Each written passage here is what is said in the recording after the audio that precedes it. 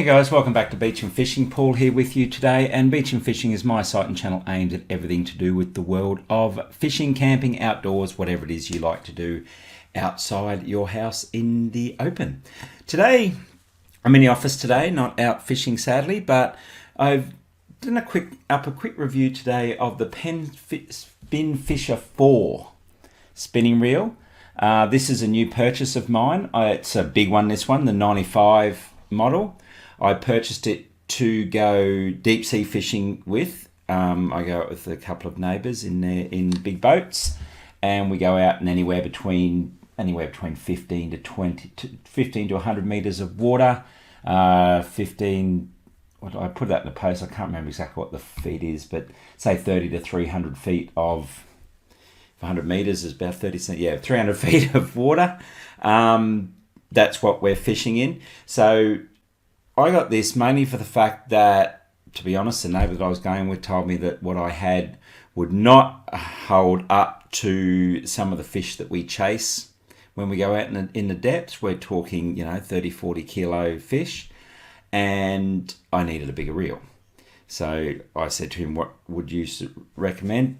I will preface this by saying he is an ex-commercial fisherman. He said, well, look, I use the Penns in my commercial days because I use them every day, and he had traps and nets and stuff, but he said use them every day and they lasted the longest out of everything he had. So I took his advice, went and got myself the Penn Spinfisher VI. It's probably, the start to the medium low of their high-end range reels. You've got the Battle 3s, which are I think a little bit more expensive. Then you've got the Slammers, which are a lot more expensive than what this one is.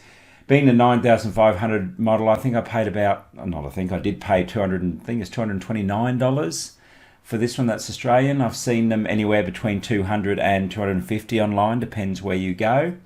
And look, basic spinning reel, bail's the same as usual, drag on the front. The specs for this one is it's a 4.2 to 1 ratio. The smaller models, I've got a friend who's got the smaller Spinfisher. He uses it at surf and said it casts really well. This one being a big one with 80 pound, I get hassled for my pink braid, but it catches fish, so it can't be too bad. But it's 80 pound braid. So it's almost like fly line, fly fishing line. It sits on top of the water before it's, if the weight's taken a while to sink down, or if it's hit the bottom and floated up. So this holds at 80 pounds. Actually, it doesn't even say that on there for 80 pounds. How are we going? 80 pounds? 435 yards. So it's about 150 metres, 200 metres. So I think I've got about 170 metres on here. So it will, a big surface running fish this will handle. It's not great for casting, but that could also be because I've got the big heavy line on it, and with the knot that joins to my leader, it does get caught in the eyelets. And I'm running on a 5'7". This is a Ocean Assassin rod. So the small rod and large braid would have a little bit to do with the casting ability as well. Okay, so what I like I'll start by saying I do like this rod. I have enjoyed using it. I've caught some fairly decent sized fish on it, and I do enjoy using it. It's probably not as fun to play with as some of my smaller reels. I've got a smaller Shimano bait runner reel that I use, not a bait caster, bait runner. It's only got 40 pound line on it, and it's a 6000 model. And with the slightly longer, narrow rod, it's a bit more fun to catch them on. But this has, when you get a big fish on the Spinfisher, it doesn't feel like it's going to. It doesn't feel like the rod is struggling. It does make a funny sound when you get a really heavy fish on it. It's not as smooth as some of the others that I've got. Like I've got a couple of Daiwa reels and a couple of Shimano reels, and they're a lot smoother when you're using it than what this one is. That said, these are very durable. This has had, it's only a few months old, but it's had a pretty hard run. I do look after them very well, I will say. I do rinse them down after every use, and these are fully sealed, so you really don't have to do much to them. Fully sealed spool, fully sealed CNC machined gears. It's IPEX 5 waterproof sealant in it. The only thing it doesn't have is an anti-reverse switch, but a lot of the bigger ones don't these days. I mean, that said, I don't mind them, because when you're, like the other day when I was fishing, only getting bites when as soon as I had a paternoster rig set up, as soon as that sinker hit the reef, I got bites.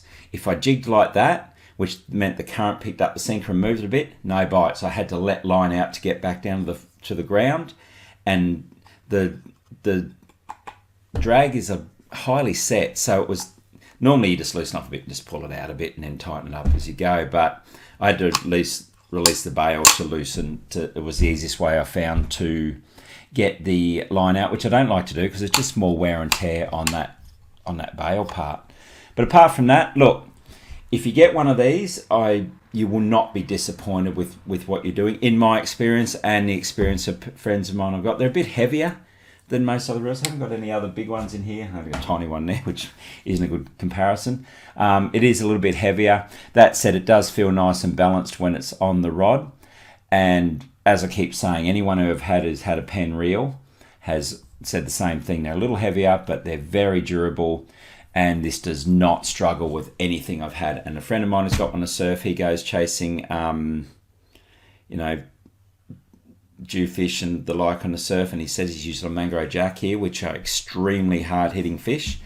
And his Spinfisher VI, he said, does everything it needs. Casts quite well. Said it doesn't cast as well as some others, but it still casts quite well. And when I told him I was getting a reel, he said to me, "Did you get a Spinfisher IV? They're really well worth it." So there you go, Spinfisher IV. That was a bit of a ramble, I know, but as I said, good reel, very good, strong, durable reel. If you're after a reel where you want to use it every day or close to, unfortunately most of us can't get out every day, but every day or close to, a good standard spinning reel, well machined, well balanced, everything's works nicely, then you could go do a lot worse than picking this one up.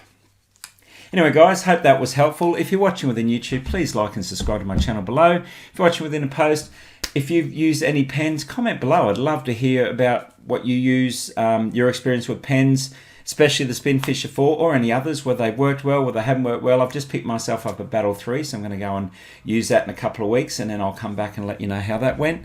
But yeah, love to hear your experiences with these ones below. That's it guys, happy fishing, chat to you soon, bye.